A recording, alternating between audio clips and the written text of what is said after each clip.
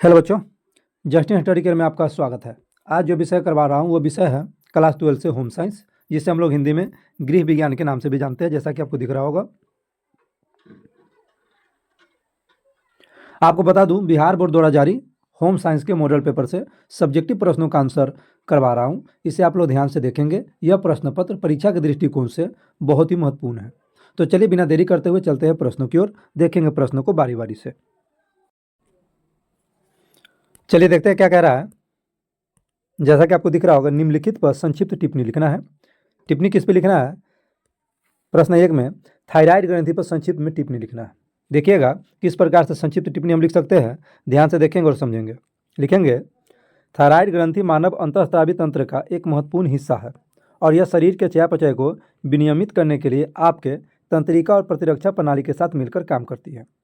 चयापचय से तात्पर्य शरीर के अंदर होने वाले सभी प्रक्रियाओं से हैं। उदाहरण के लिए भोजन को ऊर्जा में बदलने की प्रक्रिया। थायराइड ग्रंथि रक्त प्रवाह में हार्मोन का उत्पादन और स्त्राव करके चयापचय को नियंत्रित करती है। इस प्रकार से हम थायराइड ग्रंथि पर संक्षिप्त में टिप्पणी लिख सकते हैं। चलिए देखते हैं आगे।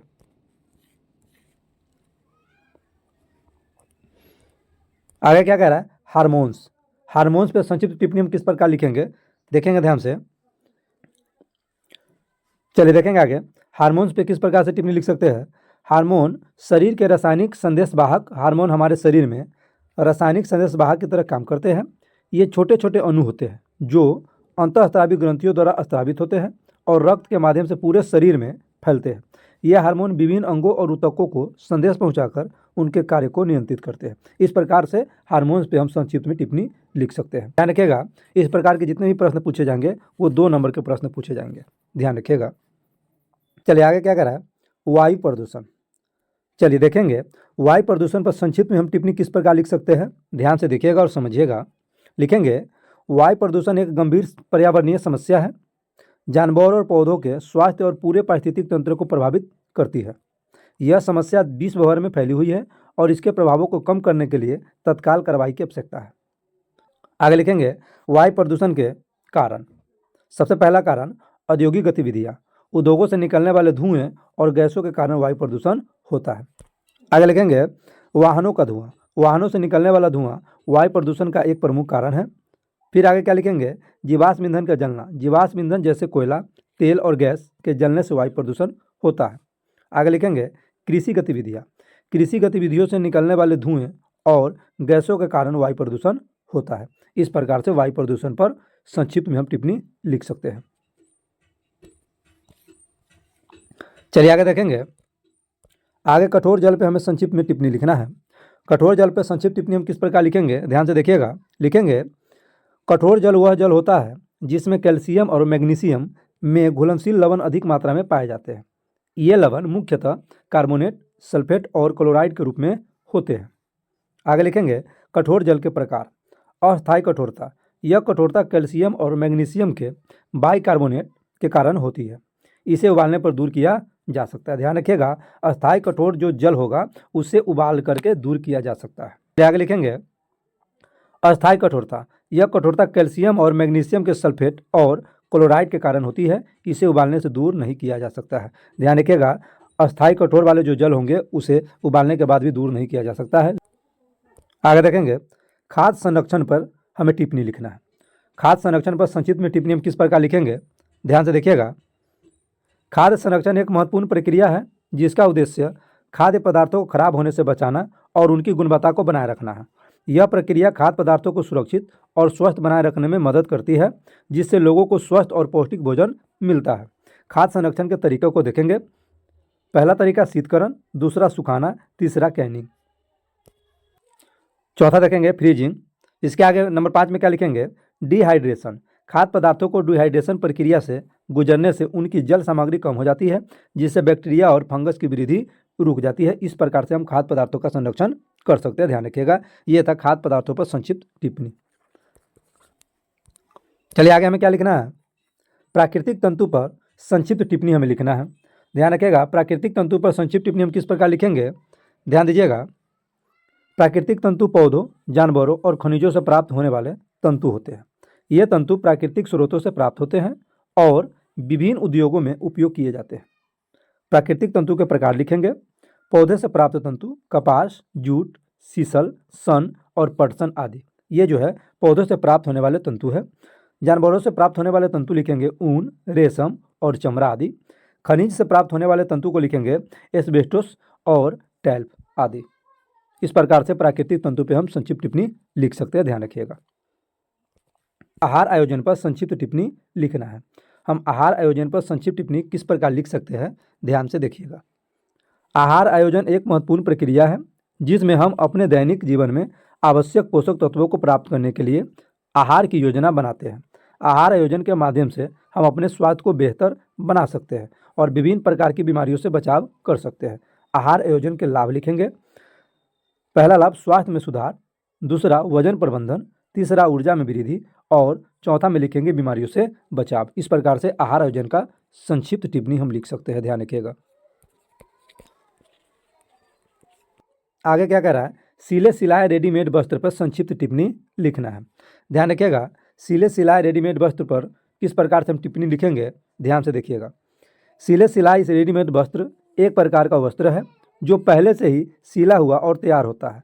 यह वस्त्र विभिन्न प्रकार के कपड़ों और वस्त्रों को बनाने के लिए उपयोग किया जाता है, जैसे कि कपड़े, पर्दे, तकिए और अन्य घरेलू वस्तुएं। क्या लिखेंगे, सिले सिलाई रेडीमेड वस्त्र के प्रकार।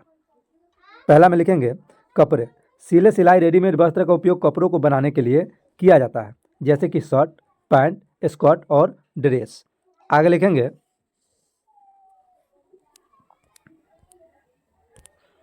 आगे क्या लिखेंगे, पर्दे। सिले सिलाई रेडीमेड वस्त्र का उपयोग पर्दों को बनाने के लिए किया जाता है, जो घरों की खिड़कियों और दरवाजों को ढकने के लिए उपयोग किए जाते हैं। आगे लिखेंगे तकिया। सिले सिलाई रेडीमेड वस्त्र का उपयोग तकियों को बनाने के लिए किया जाता है, जो घरों में सजावट और आराम के लिए उपयोग किए जाते हैं। सिले सिलाई रेडीमेड वस्त्र का उपयोग घरेलू वस्तुओं को बनाने के लिए किया जाता है, जैसे कि टेबल क्लॉथ, नैपकिन और पोछे इत्यादि। ध्यान रखिएगा। चलिए देखते हैं आगे। चलिए आगे देखेंगे डीपीटी। ध्यान रखिएगा, डीपीटी। डीपीटी पर संक्षिप्त में हमें टिप्पणी लिखना है। ध्यान रखिएगा, डीपीटी का फुल फॉर्म होता है डिप्थीरिया, पर्टूसिस और टिटेनस। ध्यान रखिएगा। चलिए किस प्रकार से इस पर टिप्पणी लिखेंगे, देखेंगे। डीपीटी एक प्रकार का टीका है जो 3 प्रकार के बैक्टीरियल संक्रमणों से बचाव के लिए दिया जाता है। सबसे पहले डिप्थीरिया, यह एक गंभीर बैक्टीरियल संक्रमण है जो गले, नाक और फेफड़ों को प्रभावित करता है। आगे लिखेंगे पर्टूसिस, जिसे हम काली खांसी के नाम से भी जानते हैं। यह एक अत्यधिक संक्रामक बैक्टीरियल संक्रमण है जो खांसी के दौरे का कारण बनता है। आगे लिखेंगे टिटेनस, यह एक गंभीर बैक्टीरियल संक्रमण है जो मांसपेशियों को प्रभावित करता है और अक्सर घावों के माध्यम से फैलते हैं। ध्यान रखिएगा। चलिए देखते हैं आगे। आगे देखेंगे बंध्यता। बंध्यता पे हम किस प्रकार टिप्पणी लिख सकते हैं, देखिएगा ध्यान से। बंध्यता एक ऐसी स्थिति है जिसमें एक दंपति 2 साल तक नियमित रूप से संभोग करने के बावजूद गर्भ धारण करने में असमर्थ होता है। यह पुरुष या महिलाओं दोनों में ही हो सकती है। बंध्यता के प्रकार। पुरुषों में शुक्राणु की संख्या या गुणवत्ता में कमी। महिलाओं में देखेंगे अंडाशय से अंडाणु न निकलना, फैलोपियन ट्यूब में अवरोध, एंडोमेट्रियोसिस, हार्मोनल असंतुलन आदि। चलिए आगे देखेंगे। आगे हमें मानवीय संसाधन पर टिप्पणी लिखना है। देखेंगे ध्यान से, मानवीय संसाधन पर हम टिप्पणी किस प्रकार लिख सकते हैं, ध्यान से देखिएगा और समझिएगा।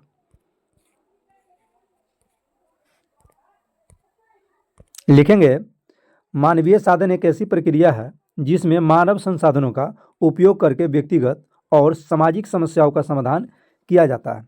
यह प्रक्रिया मानवीय मूल्यों और सिद्धांतों पर आधारित होती है और इसका उद्देश्य व्यक्तियों और समुदायों को सशक्त बनाना और उनके जीवन की गुणवत्ता में सुधार करना है। मानवीय साधन के प्रकार लिखेंगे मानसिक स्वास्थ्य सेवाएं। यह सेवाएं मानसिक स्वास्थ्य समस्याओं जैसे कि अवसाद, चिंता और तनाव के लिए प्रदान की जाती है। आगे लिखेंगे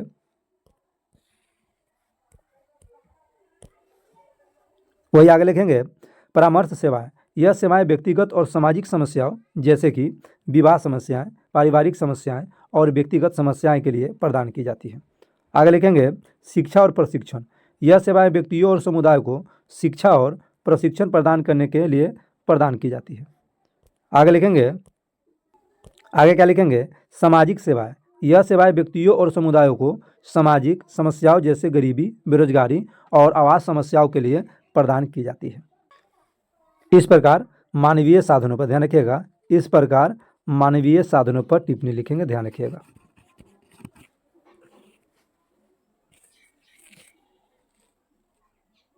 चलिए आगे देखते हैं। आगे देखेंगे गृह सज्जा। गृह सज्जा पर टिप्पणी लिखना है, ध्यान दीजिएगा। गृह सज्जा पर टिप्पणी हम किस प्रकार लिख सकते हैं, ध्यान से देखिएगा। गृह सज्जा एक कला है जिसमें घर को सुंदर और आकर्षक बनाने के लिए विभिन्न प्रकार के सजावटी सामग्रियों का उपयोग किया जाता है।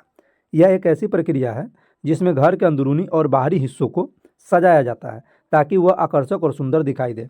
गृह सज्जा के महत्व को देखेंगे, लिखेंगे घर को सुंदर बनाना। गृह सज्जा घर को सुंदर और आकर्षक बनाने में मदद करती है।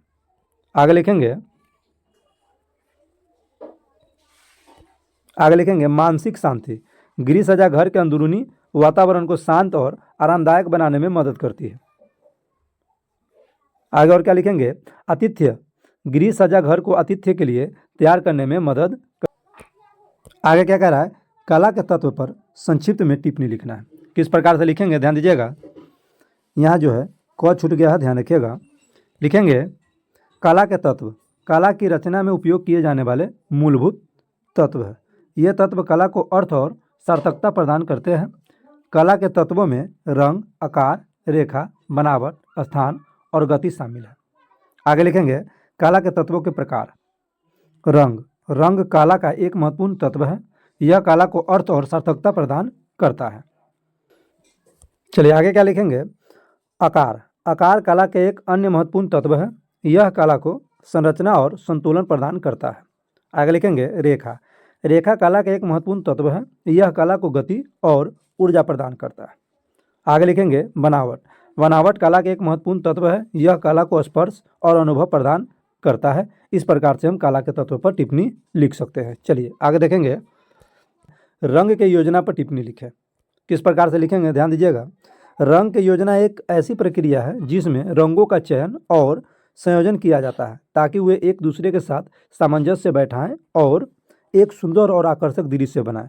रंग की योजना का उपयोग विभिन्न क्षेत्रों में किया जाता है, जैसे कि चित्रकला, वास्तुकला, फैशन डिजाइन और ग्राफिक डिजाइन आदि। चलिए आगे क्या कह रहा है, भारतीय जीवन बीमा निगम पे संक्षिप्त टिप्पणी लिखना है, जिसे शॉर्ट कोट में LIC के नाम से हम लोग जानते हैं, लाइफ इंश्योरेंस कॉरपोरेशन लिमिटेड। चलिए लिखेंगे इस पे संक्षिप्त टिप्पणी। भारतीय जीवन बीमा निगम भारत की सबसे बड़ी और सबसे पुरानी जीवन बीमा कंपनी है। इसकी स्थापना 1956 में हुई थी और यह पूरी तरह से भारत सरकार के स्वामित्व में है। LIC का उद्देश्य भारतीय नागरिकों को जीवन बीमा सुविधाएं प्राप्त करना और उनके भविष्य को सुरक्षित बनाना है। इस प्रकार से LIC पे हम संक्षिप्त टिप्पणी लिख सकते हैं। चलिए आगे देखेंगे, अवसरोचित परिधान। इस पे टिप्पणी लिखेंगे। अवसरोचित परिधान एक ऐसा परिधान है जो किसी विशेष अवसर या घटना के लिए उपयुक्त होता है। यह परिधान न केवल व्यक्ति की व्यक्तिगतता को दर्शाता है बल्कि यह अवसर की गरिमा और महत्व को भी दर्शाता है। चलिए आगे देखेंगे, साबुन। साबुन पे टिप्पणी किस प्रकार लिखेंगे, ध्यान से देखिएगा। साबुन एक ऐसा उत्पाद है जो हमारे दैनिक जीवन में बहुत महत्वपूर्ण भूमिका निभाता है। यह हमारे शरीर को साफ और स्वच्छ रखने में मदद करता है और हमें ताजगी और सुगंध प्रदान करता है। साबुन के लाभ को लिखेंगे, लिखेंगे स्वच्छता। साबुन हमारे शरीर को साफ और स्वच्छ रखने में मदद करता है। वहीं आगे लिखेंगे ताजगी। साबुन हमें ताजगी और सुगंध प्रदान करता है। आगे क्या लिखेंगे, बीमारियों से बचाव। साबुन हमें बीमारियों से बचाव करने में मदद करता है क्योंकि यह हमारे शरीर से कीटाणुओं और बैक्टीरिया को हटाने में मदद करता है। आगे लिखेंगे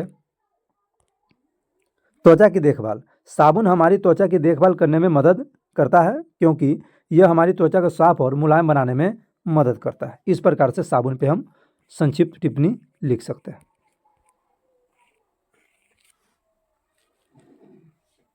चलिए आगे देखेंगे, वॉशिंग मशीन। हमें वॉशिंग मशीन पे संक्षिप्त टिप्पणी लिखना है। किस प्रकार से लिखेंगे, ध्यान से देखेंगे। वॉशिंग मशीन एक ऐसा घरेलू उपकरण है जो कपड़ों को साफ करने में मदद करता है। यह मशीन पानी और डिटर्जेंट का उपयोग करके कपड़ों को साफ करती है और उन्हें स्वच्छ और ताजगी से भर देती है। इस प्रकार से वॉशिंग मशीन पे हम संक्षिप्त टिप्पणी लिख सकते हैं। चलिए आगे देखेंगे। आगे चेक के प्रकार पे हमें संक्षिप्त टिप्पणी लिखना है। किस प्रकार लिखेंगे, ध्यान से देखेंगे। चेक एक प्रचलित भुगतान का तरीका है जिसका उपयोग विभिन्न प्रकार के लेन देन के लिए किया जाता है। विभिन्न आवश्यकताओं को पूरा करने के लिए चेक के कई प्रकार होते हैं। आइए चेक के कुछ प्रमुख प्रकारों पर नजर डालते हैं। इस प्रकार से लिखेंगे चेक के प्रमुख प्रकार। सबसे पहला, धारक चेक। इसे कोई भी व्यक्ति नकद में बदल सकता है। यह सबसे कम सुरक्षित प्रकार का चेक है। चलिए आगे लिखेंगे आदेश चेक। यह केवल उस व्यक्ति को देय होता है जिसका नाम चेक पर लिखा होता है, अधिक सुरक्षित माना जाता है। आगे लिखेंगे रेखांकित चेक। इस चेक को केवल बैंक खाते में जमा किया जा सकता है, नकद में भुगतान नहीं किया जा सकता है।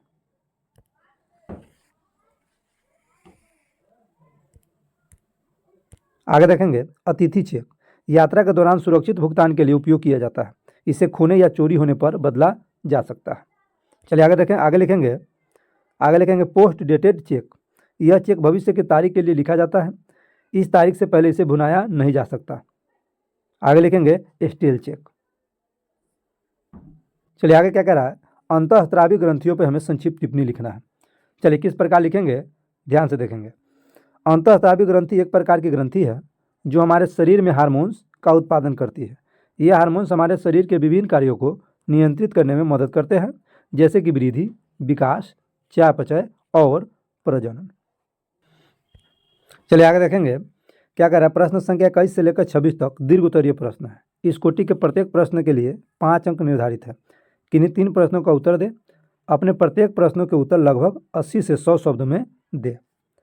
एक प्रश्न के लिए 5 अंक निर्धारित किए गए हैं, अर्थात 3 प्रश्नों का जवाब देने पर हमें 15 अंक मिलेंगे। चलिए देखते हैं प्रश्न को।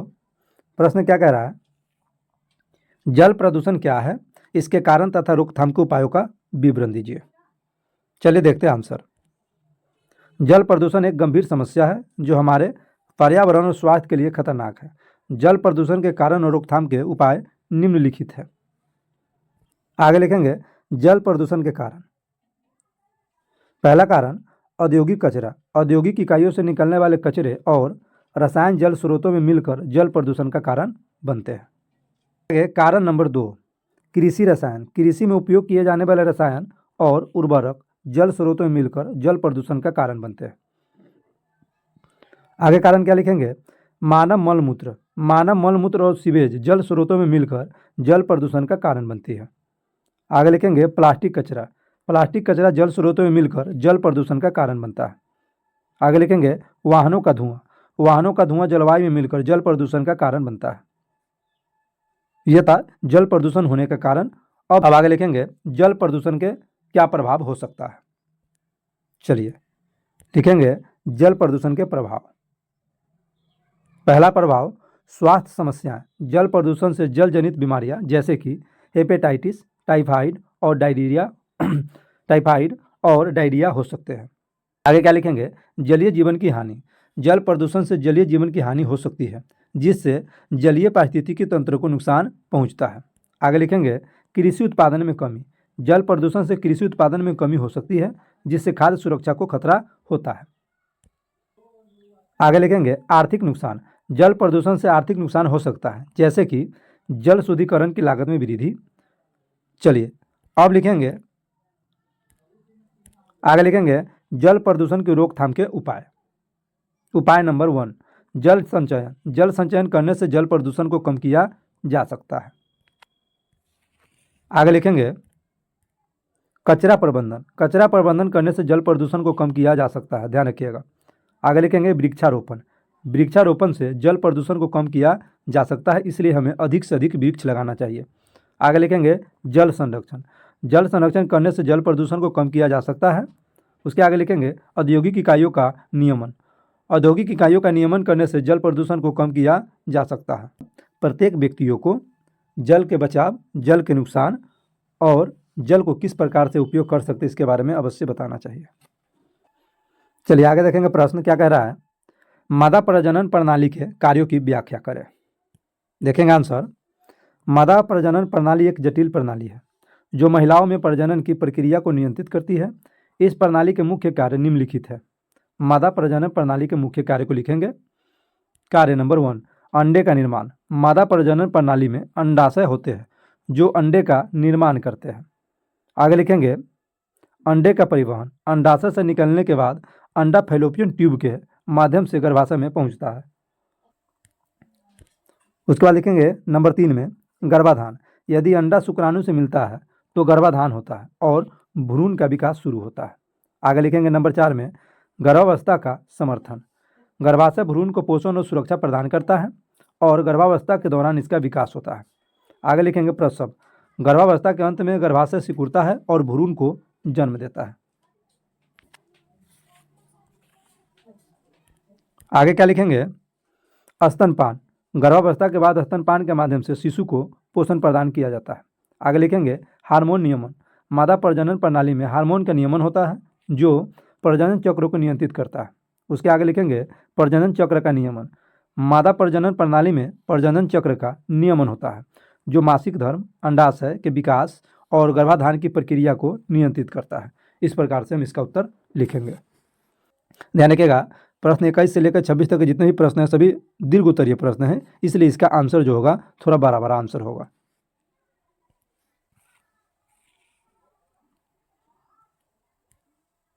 चलिए आगे प्रश्न क्या कह रहा है। पारिवारिक साधनों का वर्गीकरण प्रस्तुत कीजिए। लिखेंगे उत्तर। पारिवारिक साधनों का वर्गीकरण निम्नलिखित है। सबसे पहले पारिवारिक साधनों के प्रकार को लिखेंगे। लिखेंगे प्राकृतिक साधन। ये साधन प्राकृतिक रूप से उपलब्ध होते हैं जैसे कि जल, वायु, मिट्टी, वनस्पति आदि। नंबर 2 में क्या लिखेंगे मानव संसाधन। नंबर 2 में क्या लिखेंगे मानव साधन। ये साधन मानव द्वारा बनाए जाते हैं जैसे कि घर, स्कूल, अस्पताल आदि। आगे लिखेंगे आर्थिक साधन। ये साधन आर्थिक गतिविधियों के लिए उपयोग किए जाते हैं जैसे कि धन, संपत्ति, उद्योग आदि। चलिए आगे क्या लिखेंगे। आगे क्या लिखेंगे सांस्कृतिक साधन। ये साधन सांस्कृतिक गतिविधियों के लिए उपयोग किए जाते हैं जैसे कि कला, साहित्य, संगीत आदि। आगे लिखेंगे पारिवारिक साधनों के कार्य। लिखेंगे आवास, घर और अन्य आवासीय साधन, भोजन, खाना और अन्य भोजन संबंधी साधन, शिक्षा, स्कूल, कॉलेज और अन्य शैक्षणिक साधन, स्वास्थ्य, अस्पताल, क्लिनिक और अन्य स्वास्थ्य संबंधी साधन।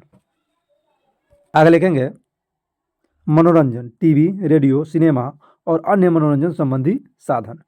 आगे लिखेंगे संचार, फोन, इंटरनेट, पत्र और अन्य संचार संबंधी साधन। आगे लिखेंगे यातायात, कार, बस, ट्रेन और अन्य यातायात संबंधी साधन। चलिए आगे देखेंगे प्रश्न क्या कह रहा है। सर्दियों के कपड़ों का संग्रहण करते समय किन बातों का ध्यान रखना चाहिए। चलिए देखते हैं इसका उत्तर। सर्दियों में कपड़ों का संग्रहण करते समय निम्नलिखित बातों का ध्यान रखना चाहिए। कपड़ों को साफ करके रखें। पहली बात तो यह कि कपड़ों को स्टोर करने से पहले उन्हें अच्छी तरह से धो लें। दाग, धब्बे या पसीने के निशान कपड़ों को खराब कर सकते हैं। अगर किसी कपड़े पर कोई दाग है तो उसे धोने से पहले दाग हटाने वाले अच्छे प्रोडक्ट का इस्तेमाल करें। उसके बाद क्या करना है सूखने दें। धोने के बाद कपड़ों को पूरी तरह से सूखने दें। नमी होने पर कपड़ों में फफूंद लग सकती है। तह करके रखें। कपड़ों को तह करके रखें, इससे कपड़ों पर सिलवटें नहीं पड़ेगी और वे अच्छे से सुरक्षित रहेंगे। भारी कपड़ों को नीचे और हल्के कपड़ों को ऊपर रखें।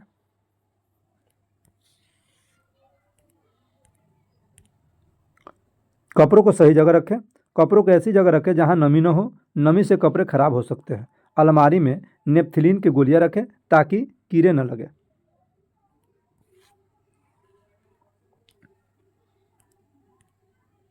आगे लिखेंगे कपड़ों को ढक कर रखें। कपड़ों को डस्ट कवर या प्लास्टिक बैग में ढक कर रखें। इससे धूल नहीं लगेगी और कपड़े साफ रहेंगे। ऊनी कपड़ों का विशेष ध्यान रखें। ऊनी कपड़ों को मौत से बचाने के लिए उन्हें नेपथलीन की गोलियों के साथ रखें। ऊनी कपड़ों को सीधे धूप में न रखें। इन बातों का ध्यान रखकर आप अपने सर्दियों के कपड़ों को लंबे समय तक सुरक्षित रख सकते हैं और अगले साल भी नए जैसे पहन सकते हैं। ध्यान रखिएगा। इस प्रकार से लिखेंगे इसका उत्तर। चलिए आगे देखेंगे प्रश्न क्या कह रहा है। बिहार के किसी एक सुई शिल्प, जिसे कढ़ाई कला के नाम से भी जानते हैं, के विषयों में लिखना है। चलिए लिखेंगे इसका उत्तर। बिहार की सुई शिल्प कला, जिसे कढ़ाई कला भी कहा जाता है, एक पारंपरिक और महत्वपूर्ण कला है। यह कला बिहार की सांस्कृतिक विरासत का एक महत्वपूर्ण हिस्सा है। कढ़ाई कला में कई विषय शामिल हैं, जिनमें से एक प्रमुख विषय है फूल पत्ती और पेड़ पौधे। फूल पत्ती और पेड़ पौधे कढ़ाई कला के एक महत्वपूर्ण विषय है। इसमें विभिन्न प्रकार के फूल पत्तियाँ और पेड़ पौधे कढ़ाई के माध्यम से बनाए जाते हैं। ये डिजाइन प्राकृतिक और आकर्षक होते हैं और बिहार की सांस्कृतिक विरासत को प्रदर्शित करते हैं। कढ़ाई कला में फूल पत्ती और पौधे के अलावा अन्य विषय भी शामिल हैं, जैसे कि पौराणिक कथाएं और देवी देवता, जानवर और पक्षी, प्राकृतिक दृश्य, सामाजिक और सांस्कृतिक जीवन। आगे लिखेंगे, कढ़ाई कला की एक विशेषता यह है कि यह कला मुख्य रूप से महिलाओं द्वारा बनाई जाती है। बिहार की महिलाएं अपने घरों में कढ़ाई कला बनाती है, जो उनकी कलात्मक प्रतिभा और सांस्कृतिक विरासत को प्रदर्शित करती है। कढ़ाई कला का महत्व न केवल इसकी सुंदरता और कलात्मक मूल्य में है, बल्कि यह बिहार की सांस्कृतिक विरासत और महिलाओं की कलात्मक प्रतिभा को भी प्रदर्शित करती है। चलिए आगे देखेंगे आखिरी प्रश्न।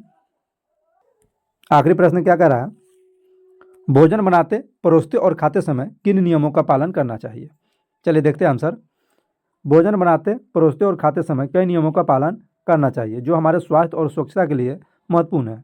यहाँ कुछ महत्वपूर्ण नियम दिए गए हैं। भोजन बनाते समय स्वच्छता का रखें ध्यान। भोजन बनाने से पहले अपने हाथों को अच्छी तरह से धोना चाहिए। आगे क्या लिखेंगे? साफ और स्वच्छ वातावरण। भोजन बनाने के लिए एक साफ और स्वच्छ वातावरण का चयन करें। आगे लिखेंगे ताज़ा सामग्री। ताज़ा और स्वच्छ सामग्री का उपयोग करें।